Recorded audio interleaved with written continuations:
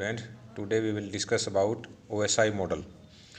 This model is Open System Interconnect. What is OSI model? An architectural model developed by the International Standard Organization, that is ISO, which is frequently used to describe the structure and function of data communication protocols. This architectural model called OSI model, or you can say Open System Interconnect Reference Model, which contains 7 layers. That define the functions of data communications protocol. Each layer represents a function performed when data is transferred between cooperating applications across an intervening network through network. A layer doesn't define a single protocol. It defines a data communication function that may be performed by any number of protocols. The approach used to designing a communication system is known as layered architecture, this type.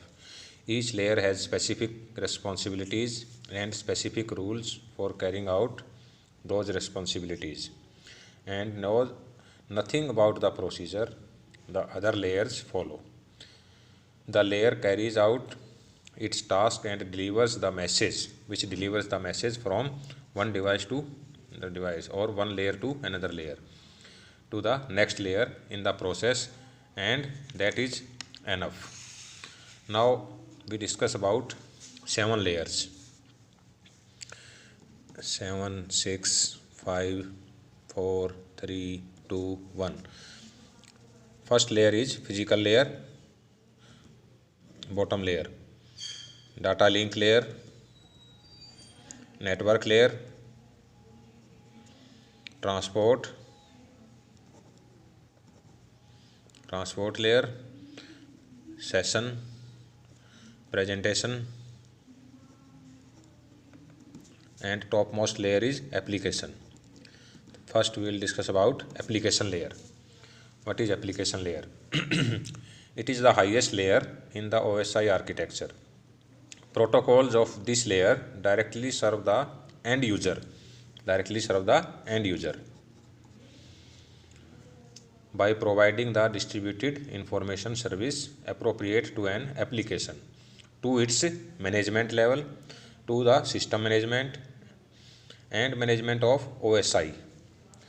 The main features of this layer are: this layer defines interface to user processes for communication and data transfer in network.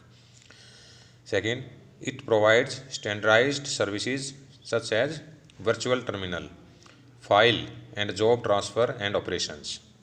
Next layer is presentation layer.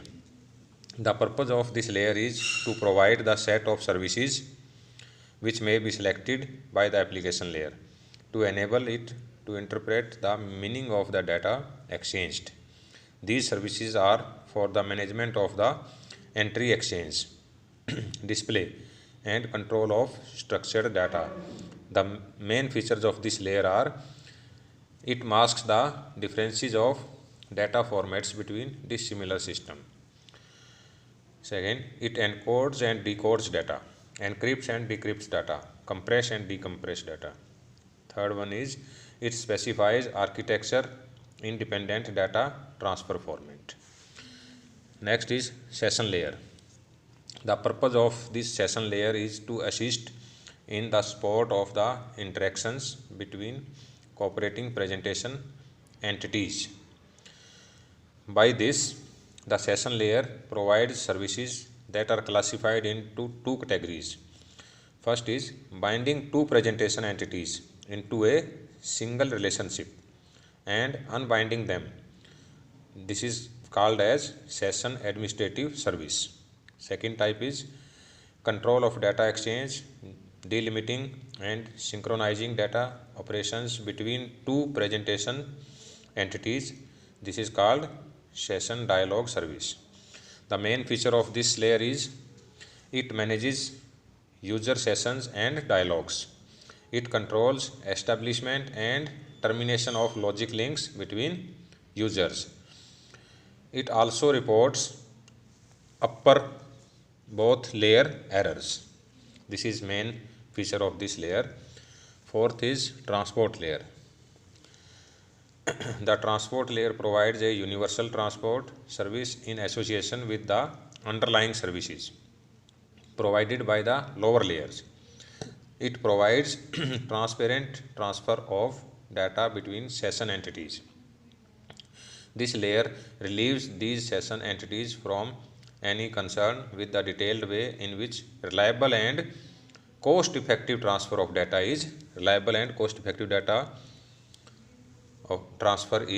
achieved. Main features of this layer are: it manages end-to-end message delivery in network. This is main feature. And second is it provides connectionless packet-oriented delivery. Third is this is also provides reliable and sequential packet delivery through error recovery and flow control mechanism. Next layer is network layer. The network layer provides functional and procedural means to exchange network service data units between two transport entities over a network connection. It provides transport entities with independent from routing and switching considerations. We can use routing and switching. The main features are: it routes packets according to unique network device address. It provides flow and congestion control to prevent network resource depletion. It determines how data are transferred between network devices. Next layer is data link layer. Purpose of the data link layer is to provide the functional and procedural means to establish, maintain, and release data links between network entities. The major features are: it frames packets. It detects and corrects packet transmit errors. Next is it defines procedures for operating the communication links. And the bottom layer is physical layer. The physical layer provides mechanical, electrical, functional, and procedural characteristics to establish, maintain, and release physical connection between the data link entities. Major features are: it defines physical means of sending data over network devices. It defines optical, electrical, and mechanical characteristics. It interfaces between network medium and devices. These are the 7 layers of OSI model. Now we discuss advantages and disadvantages of the OSI model. First we discuss advantages. If a network conforms broadly to agree standards, users are insulated against some of the adverse effects of technological change, or we can say equipment doesn't become obsolete quickly.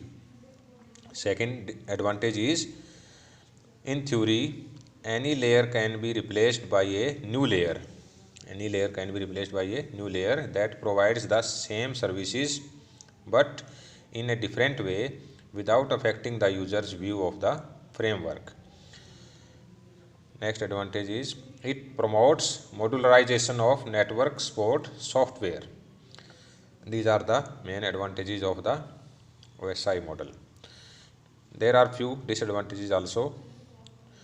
Due to the complexity of the system, poor performance is obtained, mainly in some real-time applications. Second is, although protecting equipment from becoming obsolete, it simultaneously hinders technological advancement. There is also another disadvantage. Direct substitution of layers is not always possible. Suppose, for example, if a LAN with broadcast capability is inserted below a network protocol that didn't support this facility, then this service would be lost to the upper layers. This is all about OSI model or ISO reference model and advantage and disadvantage of this model. Thank you.